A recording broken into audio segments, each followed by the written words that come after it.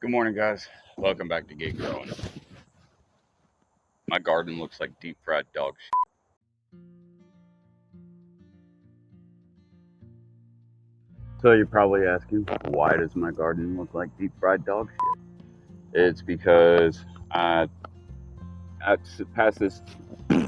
It's because since this last heat wave, it's been insanely hot.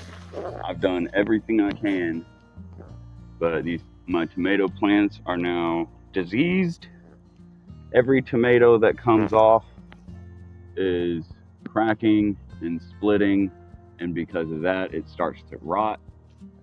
I also made the mistake of letting cucumbers ripen on the vines, and now they're dying.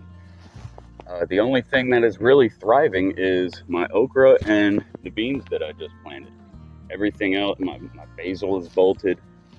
My cucumbers over there on the homemade trellis, those are dying as well because I made the mistake of letting some ripen.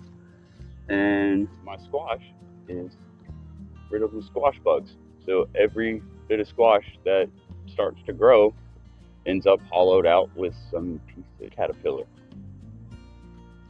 So today's the day where I pretty much take everything up, replant, and since it's not too late in the season, because it's still just July, like I got until, I'm in Florida, so I could really grow until the first frost, which won't be until like December or January. So I'm still good on like harvest times. But I feel like it would be smarter than trying to save these plants that are already so far gone. It's like, what's the point? At this point, it's going to be better for me just to take them up and try again with the new knowledge that I have.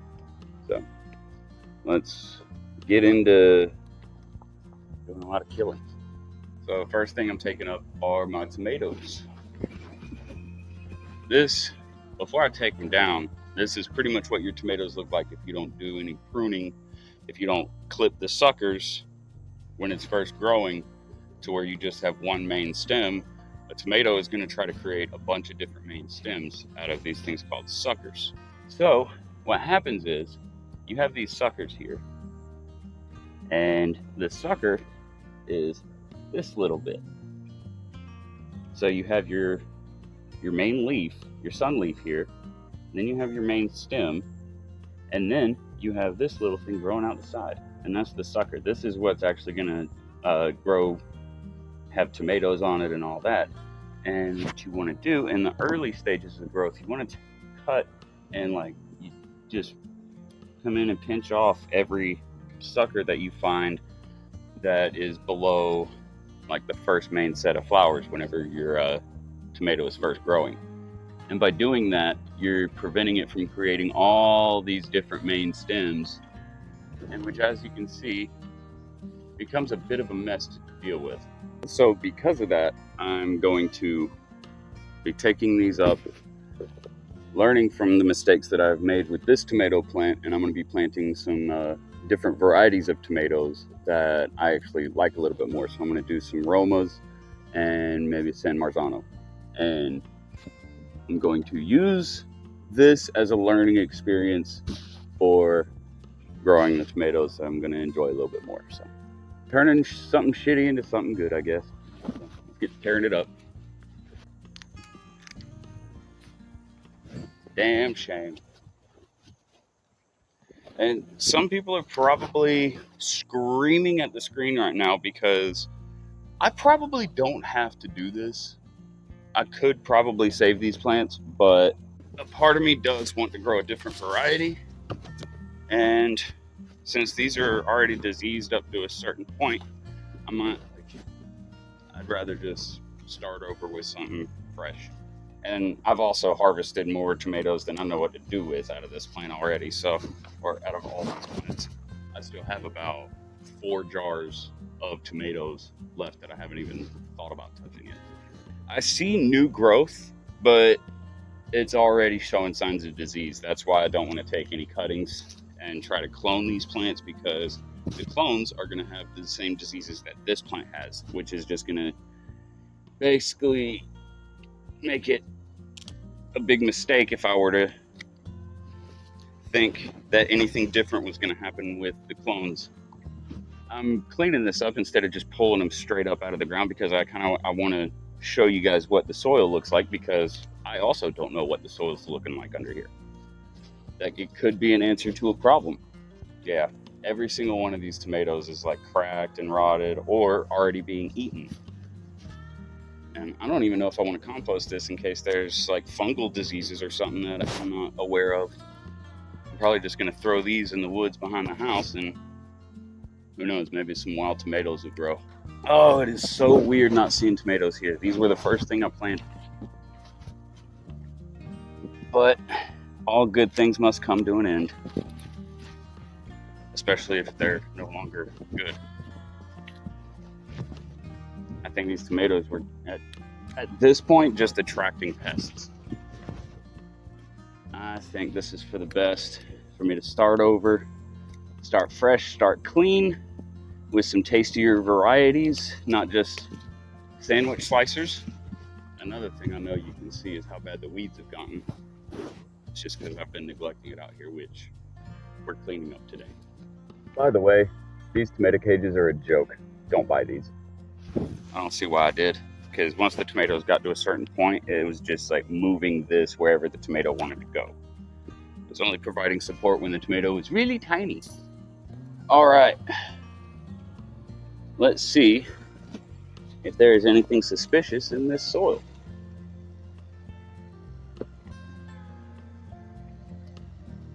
Well, nothing's been eating the lead roots. I don't see any larvae of any kind.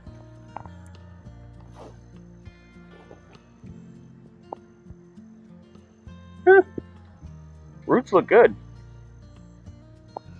Strong taproot, no signs of anything eating them. So at least there's that. At least the soil's healthy. I can just plant directly back into here. Except for that piece of caterpillar. You want that tomato? You want that tomato? You can't have it. I'm feeding you to my birds. Jesus. You know, I've got pretty strong root systems, that's for damn sure. Good Lord, look at the size of that root ball. As far as the root structure goes, the rest of the plant was not liking life. That's some parasite weeds. I can't stand those. Them dollar weeds. Yep, this is what happens when you neglect your garden. The weeds take over. Probably steal, well, guaranteed they're stealing nutrients that would otherwise go to my tomatoes. So today, I'm going to be picking up the mess that I made. All right, and now we are at the cucumber stage, and these squash bugs are also the reason why my cucumbers are dead. I can see eggs here, I can see eggs here, and all over the leaves. Yeah, those little amber colored eggs on the leaf there, and over here, you see a cluster of them. This camera doesn't really do good close up, but you can see the amber on there. That's no flower, those are eggs. Yeah, squash bugs, they like to burrow into the stem because these stems are hollow. And so for cucumbers, squash, other plants of this type, there's a certain name for it. I'll put the name for these types of plants right here.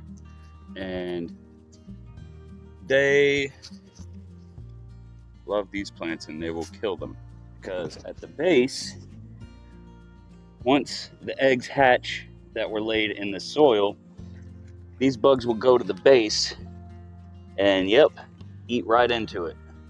And that's exactly what they've done. And they will just work their way through the whole plant and kill it. So let's go ahead and get this done. I'm gonna keep my banana peppers though, those are doing fine.